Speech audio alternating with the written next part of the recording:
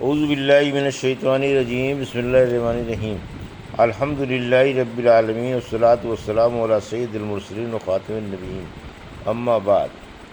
صحیح بخاری باب کتاب المغازی، حدیث نمبر 4039، اردو ترجمہ۔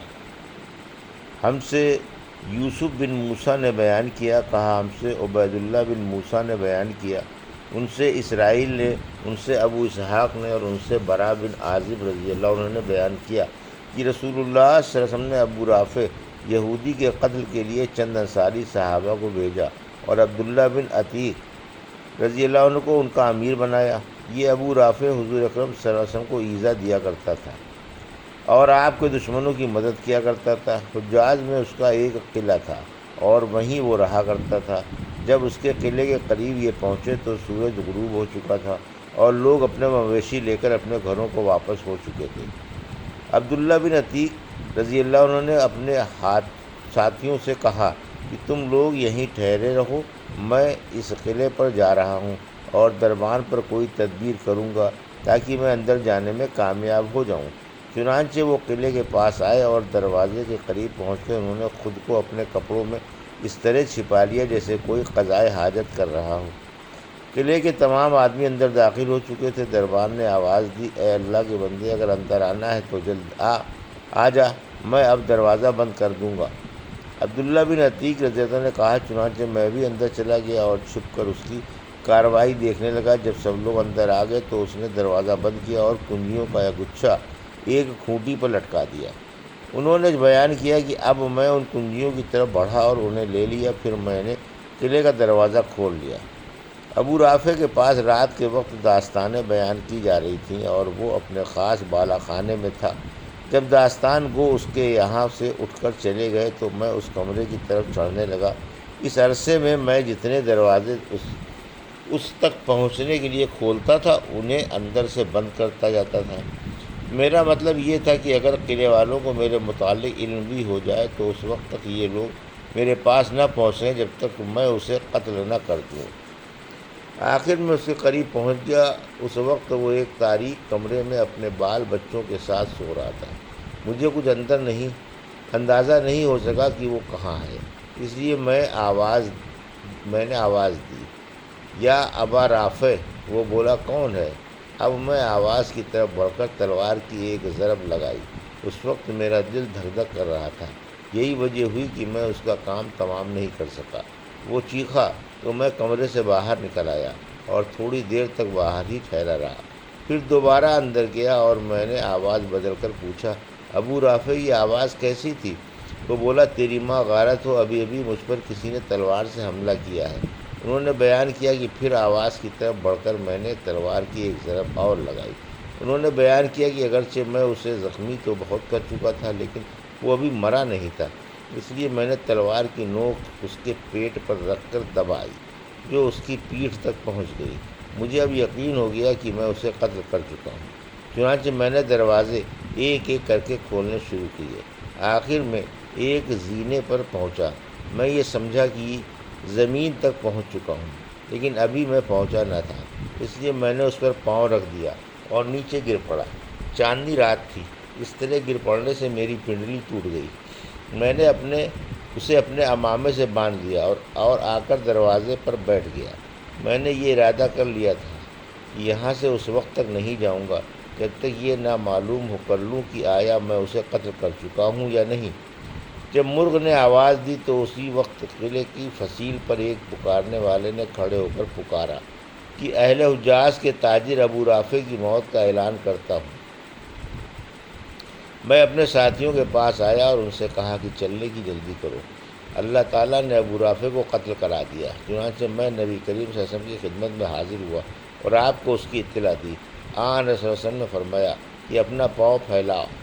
میں نے پاؤں پھیلایا تو آپ نے اس پر اپنا دست مبارک پھیرا اور پاؤں اتنا اچھا ہو گیا جیسے کبھی اس میں مجھ کو کوئی تکلیف ہوئی نہ تھی۔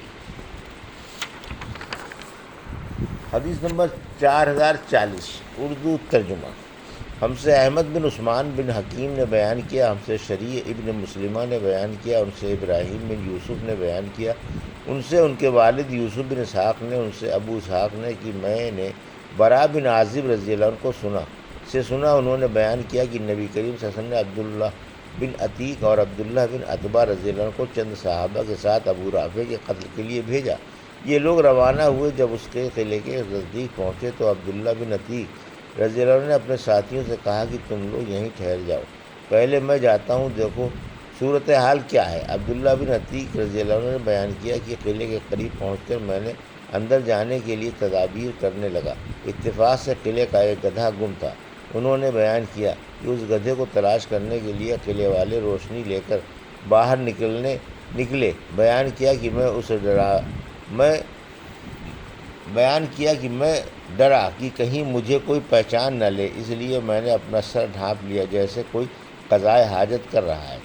اس کے بعد دربان نے آواز دی کہ اس سے پہلے کہ میں دروازہ بند کر لوں، جسے قلعے کے اندر داخل ہونا ہے وہ جلدی آ جائے۔ میں نے موقع غنیمت سمجھا اور اندر داخل ہو گیا اور قلعے کے دروازے کے پاس ہی جہاں گدھے باندھے جاتے تھے وہیں چھپ گیا۔ قلعے والوں نے ابو رافع کے ساتھ کھانا کھایا اور پھر اسے قصے سناتے رہے۔ آخر کچھ رات گئے، وہ سب قلعے کے اندر ہی اپنے اپنے گھروں میں واپس آ گئے۔ اب سناٹا چھا چکا تھا اور کہیں کوئی حرکت نہیں ہوتی تھی، اس لیے میں اس طویلہ سے باہر نکلا۔ انہوں نے بیان کیا کہ میں نے پہلے ہی دیکھ لیا تھا کہ دربان نے کنجی ایک طاق میں رکھی ہے۔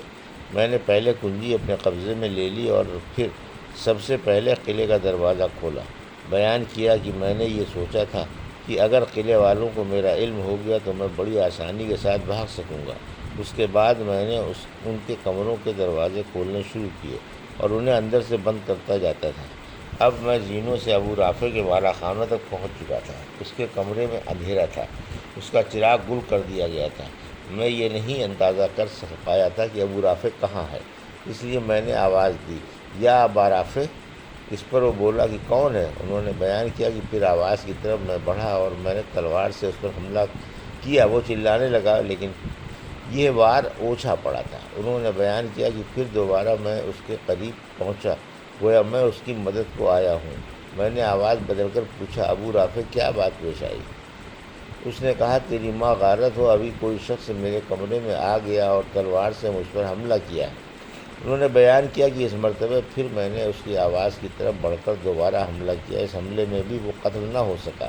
پھر وہ چلانے لگا اور اس کی بیوی بھی اٹھ گئی اور چلانے لگی۔ انہوں نے بیان کیا کہ پھر میں بظاہر مددگار بن کر پہنچا اور میں نے اپنی آواز بدل لی۔ اس وقت چت لیٹا ہوا تھا۔ میں نے اپنی تلوار اس کے پیٹ پر رکھ کر زور سے اسے دبا دیا۔ آخر جب میں نے ہڈی ٹوٹنے کی آواز سن لی تو میں وہاں سے نکلا، بہت گھبرایا ہوا۔ اب میں زینے پر آ چکا تھا۔ میں اترنا چاہتا تھا کہ نیچے گر پڑا، جس سے میرا پاؤں ٹوٹ گیا۔ میں نے اس پر پٹی باندھی اور لنگڑاتے ہوئے اپنے ساتھیوں کے پاس پہنچا۔ میں نے ان سے کہا کہ تم لوگ جاؤ اور رسول اللہ صلی اللہ علیہ وسلم کو خوشخبری سناؤ۔ میں تو یہاں سے اس وقت تک نہیں ہٹوں گا جب تک کہ اس کی موت کا اعلان نہ سن لوں۔ چنانچہ صبح کے وقت موت کا اعلان کرنے والا قلعے کی فصیل پر چڑھا اور اعلان کیا کہ ابو رافع کی موت واقع ہو گئی ہے۔ انہوں نے بیان کیا کہ پھر میں چلنے کے لیے اٹھا۔ مجھے کامیابی کی خوشی میں کوئی تکلیف معلوم نہیں ہوتی تھی۔ اس سے پہلے کہ میرے ساتھی حضور اکرم صلی اللہ علیہ وسلم کی خدمت میں پہنچے، میں نے اپنے ساتھیوں کو پا لیا اور آن صلی اللہ علیہ وسلم کو خوشخبری سنائی۔ یہ تھی صحیح بخاری باب کتاب المغازی کی حدیث نمبر 4039 اور 4040 کا اردو ترجمہ جو ابھی آپ نے سماعت فرمایا۔ اللہ سے دعا ہے کہ اللہ ہمیں حدیثوں کی صحیح سمجھ عطا فرما اور ان پر عمل کرنے کی توفیق عطا فرما، آمین یا رب العالمین۔